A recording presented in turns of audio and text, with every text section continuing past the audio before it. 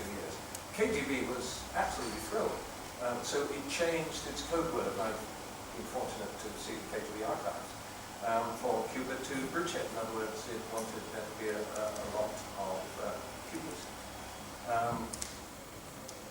Now, of all the odd friendships in the history of the Cold War, the friendship between the best-looking and the ugliest looking just shows that something, again, was going on that I didn't quite grasp at the time. Well, the people who realized this, to be a Soviet diplomat, you had to go through Soviet routine, and my goodness, to be able to survive Soviet bureaucracy with your brain cells undamaged was nearly impossible. There are one or two examples which I have to consider. But it was the KGB who did it, because they were able to get off and meet people, interesting people, in interesting places. So this is the guy, Nikolai Leon, who first contacted the Castro brothers in 1953. He contacted them in Eastern Europe at the Communist-run Youth Congress. And he got it wrong, but understandably wrong. He assumed the man on the right, Raul Castro, who actually read Marx, who actually read Lenin, was the one who they should pay attention to. Not Fidel Castro, who they regarded as intellectually challenged. They weren't necessarily wrong. So when Castro comes to power, he dislikes the Soviet diplomats. The ones that he likes are the KGB people, because Raul Castro and Che Guevara have told him, these are the people who are really a forward thinking. So it's largely his doing which gets the Soviet ambassador in Havana dismissed and replaced by this fellow, Alexander Alexeyev. And there he is with his other friend, Che Guevara. You won't find any picture of a Soviet ambassador next to Che Guevara like that. So the strategy is then to get missiles in Cuba without the Americans realizing. Well, how do you do that? Well, first of all, there's a sophisticated deception operation. But fortunately, even though Kennedy is a very smart individual, his brother Robert Kennedy is just a very vain individual. So when a Soviet diplomat comes up to him and says, you dislike the bureaucracy of the State Department, I dislike the bureaucracy of the Kremlin. So why don't you and I, because everybody in Moscow respects your extraordinary intellect, who managed to say that with a straight face, it just shows how what a good agent of influence he was. And then we will pass stuff between the White House and the Kremlin. So there's Bolshakov, who on the right, who's keeping a straight face, who purported to be just a Soviet journalist, but was in fact a GRU Soviet intelligence officer. This isn't a very good picture, but it's the best that I could find. So there's Kennedy in his rocking chair. One from the right is Bolshakov, the man who kept saying, of course we wouldn't do anything like putting missiles in Cuba. And this is the way that Robert Kennedy summed it up. Anytime he had some message to give the president, or Khrushchev had a message to give to the president, or when the president, we went through Georgy Bolshakov. Robert Kennedy does not come well out of the history of the Cuban Missile Crisis. So, the problem from the point of view of the Soviet Union is once upon a time they had had really, really wonderful agents in Washington, and they haven't got any of them left by the time of the Cuban Missile Crisis, which is why the KGB chief in Washington, Alexander Fetisov, on this particular photo is looking so depressed. All his reports, and I've seen the comments on his reports, were described by KGB headquarters as containing no secret information. I would go further than that and say they contain no information. Just cast your mind back 20 years before. I know there's still two American universities who have algebras, distinguished chairs of modern history. I suggested to Trinity College, Cambridge, that they have a Kimphilby chair of modern history, and they have to turn it down. And I have to say that they were quite clear. But this is the Yalta Conference. I mean, nobody who's looked at the recent documents doubt that Algirdas was working for the Soviet Union. He's the man on the right, but he's also the man just bending his head next to Roosevelt at the Yalta Conference. So, 15 years earlier, it had been extraordinarily different. And furthermore, a decade earlier, Kim Philby had been the SIS MI6 representative in Washington. And every year they think of some new memorial. So this is December 2010.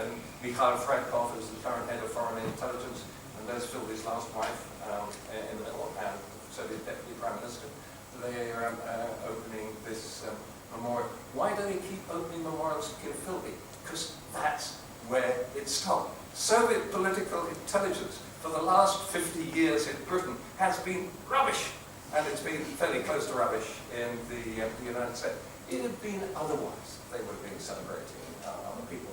So, what does an intelligence service do when it can only, when it no longer has any good intelligence?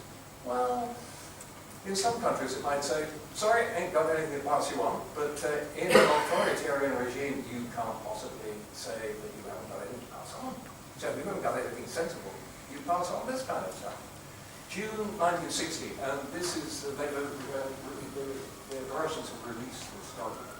The KGB chief, Shelepin, tells Khrushchev, in the CIA it is known that the leadership of the Pentagon is convinced of the need to initiate war with the Soviet Union as soon as possible. Where did they get that from? Well, we're nowhere sensible. But unfortunately, the head of strategic command, those of you who have seen Dr. Strangelove will recognize it, but this is the real one. Actually, General Jack D. Ripper in Dr. Strangelove did not look as nearly as much round the bend as General Curtis LeMay. So, you know, as he stuck the cigar in his mouth and drank his third brandy, he would say things like, you know, why don't we take out the Soviet Union? You know, it was just his way. You know, when he was passed on to the KGB, they thought that he meant it.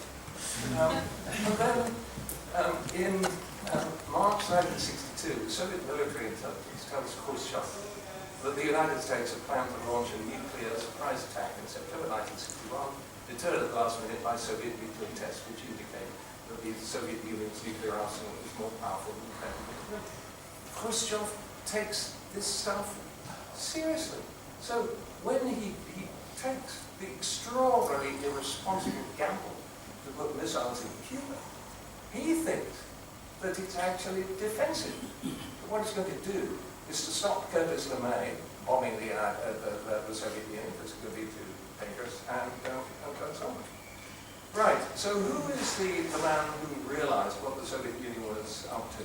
And the difference between realizing what the Soviet Union was up to and not realizing what the Soviet Union was up to is essentially the difference between peace and war.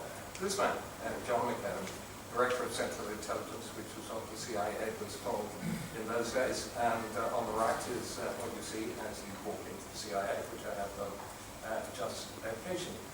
But the great problem in the middle of a great crisis is that policy advisors and policy makers can't do what they should do. It's at precisely that moment that you need to get away from the office. You need to get away from the desk. But the worse the crisis is, the less likely you are to do so. And by this, you know, an astonishing coincidence, which must have been arranged by Providence, it so happened that just on the eve of the Cuban Missile Crisis, John McCone was about to go on honeymoon. And for anyone who is planning a honeymoon, I don't think they're going to do better than this. Kept their Collins. And while he was there, he was away from the desk, and he asked himself a question which now seems obvious, which was not obvious at the time. There'd been a lot of references, a lot of reliable intelligence reports that there were missiles in Cuba. That every time that they checked one out, it was a SAM, a surface-to-air missile, which people said, oh, we don't need to bother about that, because they can't be used for strategic purposes. But, you know, in the middle of the honeymoon, because he was away from the office, John McCone asked a question which he probably would otherwise have asked. Nobody asked it in Washington.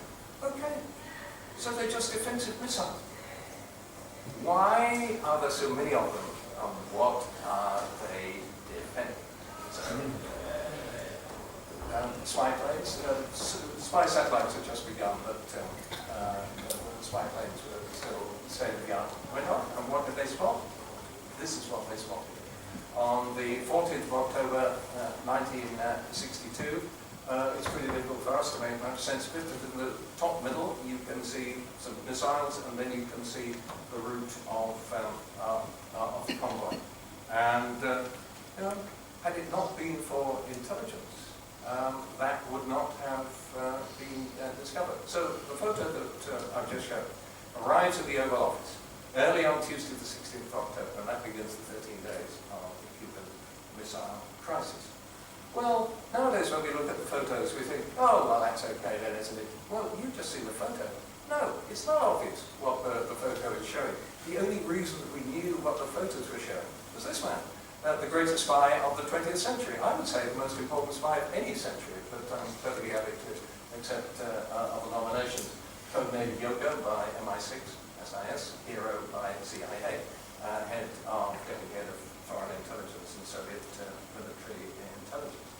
That's his GRU pass, which he produced to the Brits and the Americans, just to show that he was what he said